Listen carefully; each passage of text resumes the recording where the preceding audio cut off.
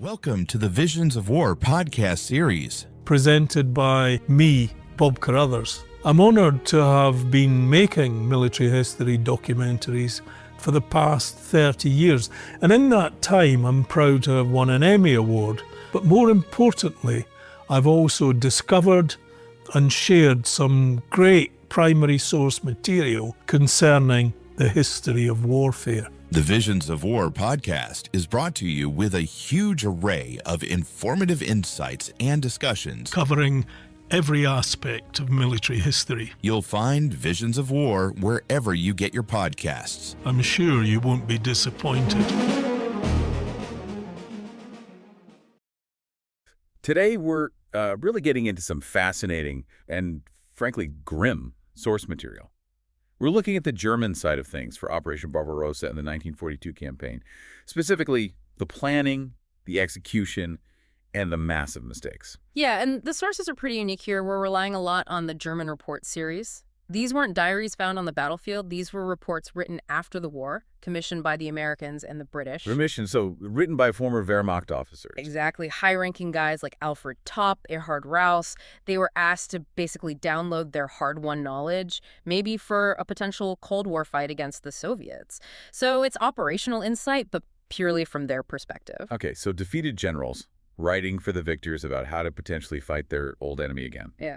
It sounds like it could be complicated. Doesn't that risk becoming, a justification exercise, covering their tracks? Oh, absolutely. There's definitely bias baked in, and we have to keep that in mind. But what we gain is this unfiltered, high-level view of their perceived operational realities. They detail the logistics, command issues, strategic arguments, all with that original wartime context, including the prejudices. Right. So our goal here is to unpack those internal debates, those decisions, and figure out why that initial goal, a quick, decisive win in 1941, why it failed so spectacularly, and how that set up the disaster of 42. Okay, so let's start back in 1940, the planning phase.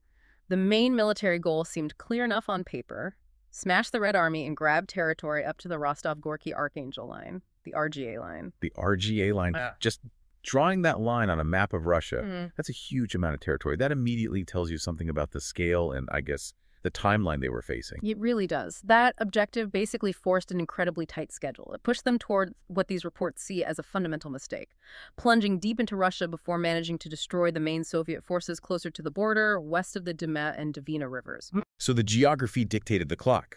Seize enough land to protect German industry and Romanian oil from Soviet bombers, and get Soviet industry within Luftwaffe range. Precisely. But even with that geographical goal, there was immediate friction about how to do it. Where should the main weight of the attack actually fall? Right, the big debate. Yeah. Moscow versus, what was the alternative? Resources, essentially. You had planners like General Halder championing the drive north of the Pripyat marshes, straight for Moscow. The classic nerve center idea: capture the capital, and the whole system collapses.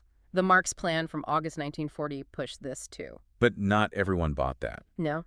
General Kostring, who'd been the military attaché in Moscow, argued that taking Moscow wouldn't be the knockout blow. He pointed to the sheer size of the country. The industries already moved east of the Urals, the Soviets' knack for improvisation. And that view eventually got traction with Hitler himself, right? Yeah. Which kind of sowed the seeds for later arguments with the general staff. Exactly. It set the stage for the major strategic pivots later on. But before we even get to that, let's talk about the constraints they knew they were facing from day one. Things they couldn't really argue away. Like time. Time was absolutely critical. They figured they had maybe 5 months of good campaigning weather, mid-May to mid-October, roughly. That's not long to cover 500, maybe 600 miles, especially if you want to avoid the autumn mud, the Rasputitsa, and then the Russian winter. And just the sheer space. European Russia is vast. They knew that. The plan was to try and negate that space advantage by hitting hard and fast near the border, right? Stop the Soviets trading space for time. That was the idea. But even then, they knew they might not have the numbers. The planning documents estimated about 145 German divisions available against potentially 170 Soviet divisions plus reserves. Numerical superiority wasn't a given. So tight schedule, vast space, maybe not enough troops. Right. And then the killer, logistics. Ah, yes. The logistical nightmare that was obvious from the outset. The railway tracks. The gauge difference, I remember reading that. All the tracks east of the old Polish border were Russian wide gauge, not the standard European gauge the Germans used. How big of a deal did that actually turn out to be? It sounds like a headache, but fatal. It was crippling. Think about it. Your main supply artery, the railway, just stops dead at the border. Everything beyond that point, fuel, ammo, food, reinforcements, had to be transferred or brought forward by truck initially. And trucks need fuel, they break down. Exactly. They start consuming the very supplies they're carrying. They wear out incredibly fast on rough Russian roads, and they just can't keep pace with fast-moving panzers over those distances. It meant the armored spearheads quickly outran their supplies, and the slower, horse-drawn infantry fell further and further behind. That rail bottleneck hobbled the advance right from the start. So they knew about all these constraints, time, space, numbers, logistics, but they went ahead anyway. What was the mindset in early 1941 that allowed them to sort of ignore these massive red flags? Well, there was a dangerous level of overconfidence, particularly within the general staff. They had this low opinion, as the reports put it, of the Red Army's capabilities. Based on the Winter War with Finland. Largely, yes. The Soviets' poor showing there in 39-40 led many German planners to seriously underestimate Soviet military potential and, crucially, Soviet political stability and will to resist. That underestimation, that political misjudgment, you could argue, was the first truly fatal error. Okay, fast forward to mid-July 1941. The invasion's underway, initial advances look huge on the map, but things are already getting complicated. Very complicated. Yes, huge games, but the Soviets, especially in the South, were managing to pull back, avoid complete encirclement. The Kesselschlacht strategy wasn't working perfectly.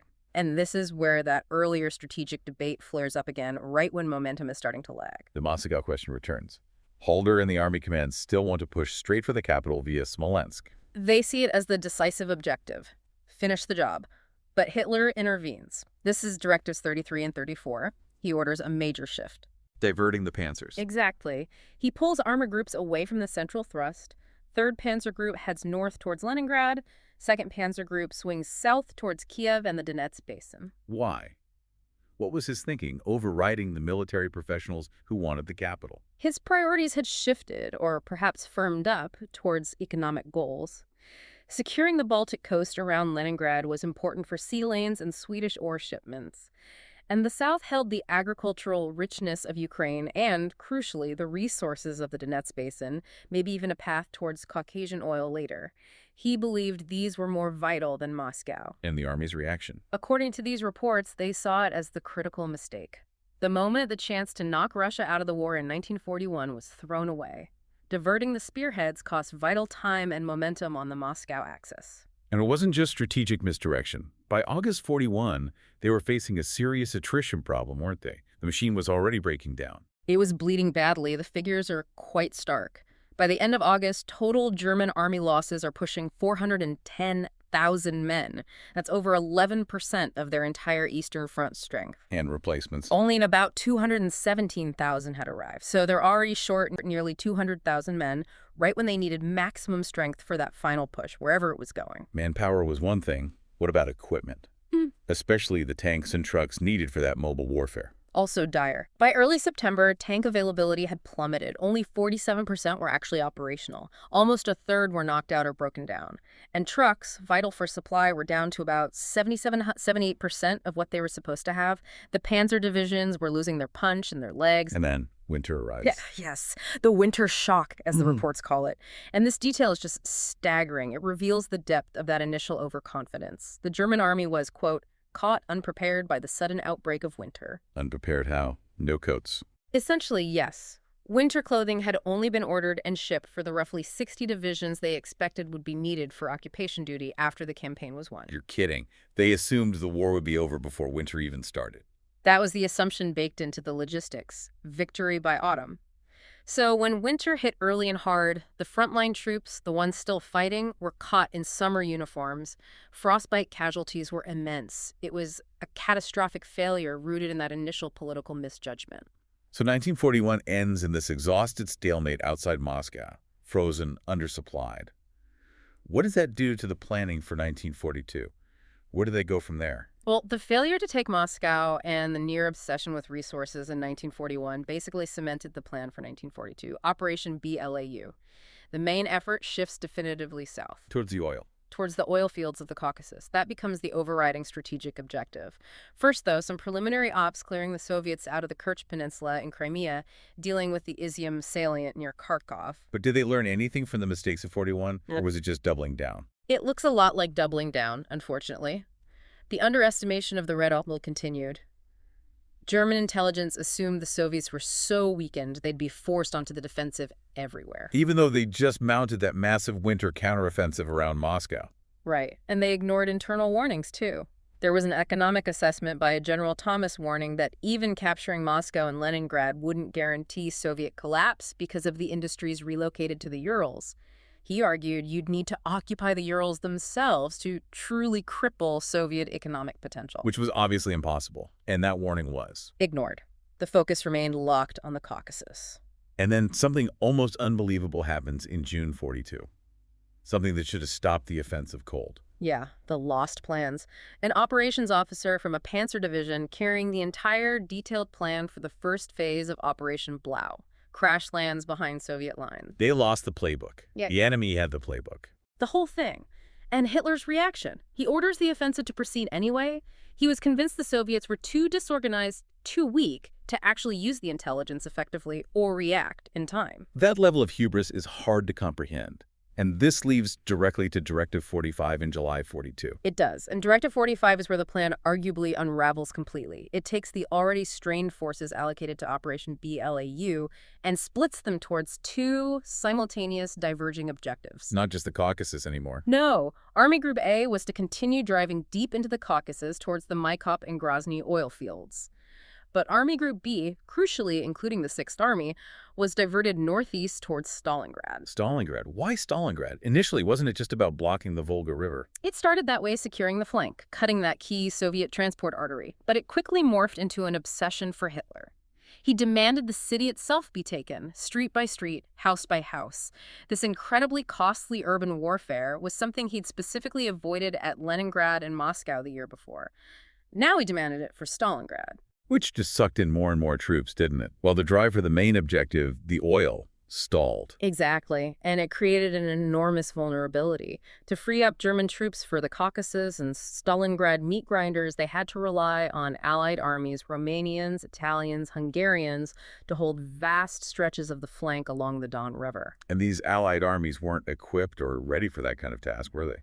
Not at all. They were often poorly equipped, lacked tanks and anti-tank guns, and had low morale. The Romanians specifically pointed out the danger they were being asked to defend frontages of up to 8 miles per battalion with virtually no mobile reserves.